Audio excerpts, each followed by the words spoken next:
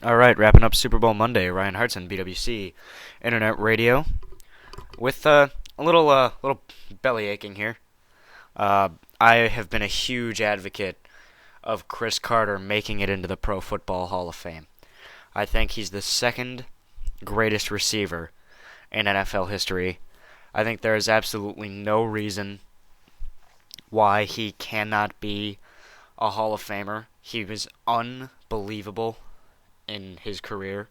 His stats don't tell the entire story. He made unbelievable one-handed catches his entire career. He did an unbelievable job. Caught a ton of touchdowns. He caught 1,100 passes in his career. Let me just make the case. He caught 1,100 passes in his career, 13,000 yards, 12.6 a catch, 130 touchdowns.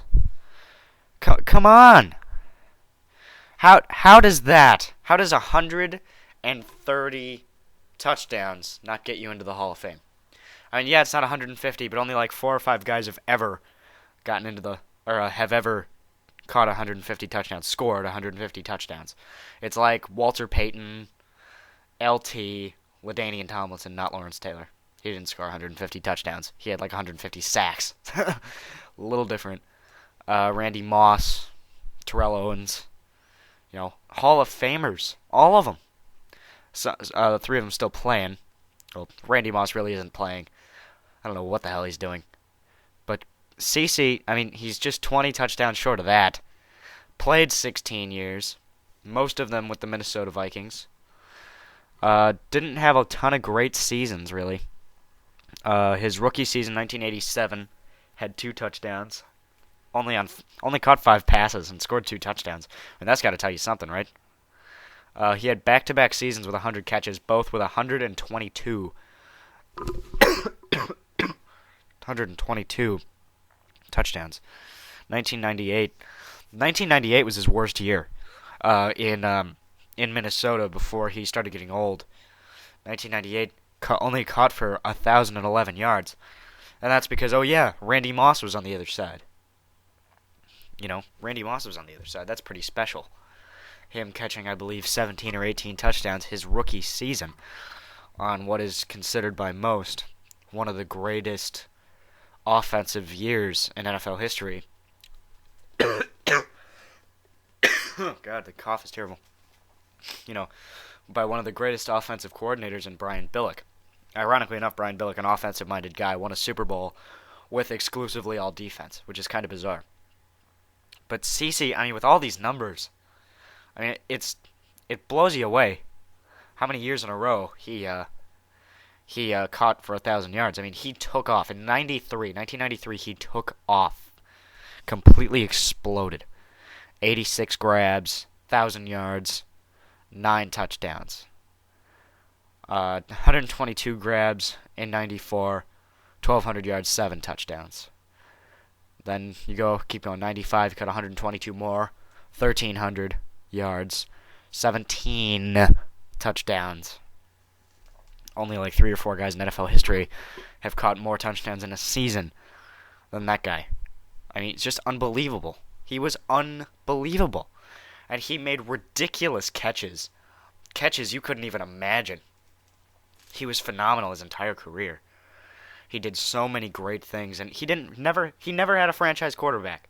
He played with Warren Moon when Warren Moon was at the very end of his career. That's it. He was great. Just completely dominant as a receiver. Showed Randy Moss the ropes. Putting up with Randy Moss for a few years, that deserved in the Hall of Fame in itself. Putting up with that guy. 1,100 catches. 130 touchdowns. How does that not get you into the Hall of Fame? And he's been snubbed 4 times, is it now? 02, 03, 04, 05, 06. He was eligible first in 07, didn't get in. 08 didn't get in. 09, 10, 7, 8, 9. So that's 4 years. He's been snubbed 4 times. How does he keep getting snubbed? I would have put him in on the first ballot. He's one of the greatest receivers to ever play this game. It's barely disputable. I could argue all day with you about receivers. Whose numbers are comparable? Like, are Tim Brown's numbers comparable? You know, I don't know.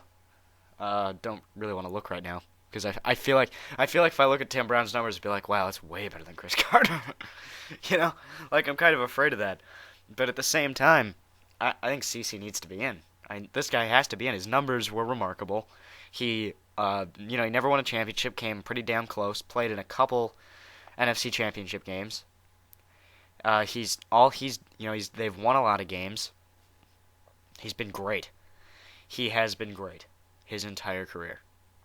And I think, it's pretty remarkable stuff that he's not in the Hall of Fame. It's unbelievable. Why are you not going to put it in? Why, I can't give you a reason why he shouldn't be in the Hall of Fame.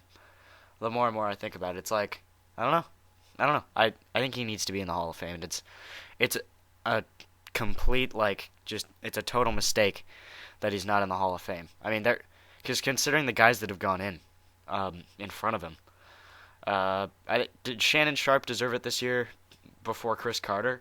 Probably, but he's the only guy. I'd put CC in before anybody else. Definitely before Andre Reed and Tim Brown. His kind of counterparts in this three-ring circus receiving thing. It's unbelievable that he's been snubbed like this. All right, well that's all I got today. If you disagree with anything that I've said at any point, you can comment below, or of course go to BWC Internet Radio at live.com. First person to email me that I don't know, I promise you I will say your name or your username, whatever, on the show on JMFPSP in every segment for the rest of the year. And I think that'd be something pretty awesome. Like I would email a show for that. If you were gonna say my name in every segment, that'd be cool. Yeah, Ryan Hartson. It's blah blah blah blah blah show on blah blah blah blah blah Sports Talk Radio. That's gotta be cool, right? Like so 12 other people can hear your name. Pretty sweet. So that's it. All right, that was fun. In conclusion, Aaron Rodgers is now an elite quarterback. He's won the Super Bowl. Ben Roethlisberger didn't move, and people are killing him for no reason. And Cris Carter needs to be in the Hall of Fame. Good stuff. Me and Tim on JMFPSP this weekend, maybe. Me and Corey at some point this week, maybe. But you will hear more BWC radio coming up. All right, a lot of fun today. As always, I'm looking forward to doing it at some point again soon. It's the Ryan Hartson Show on BWC Internet Radio.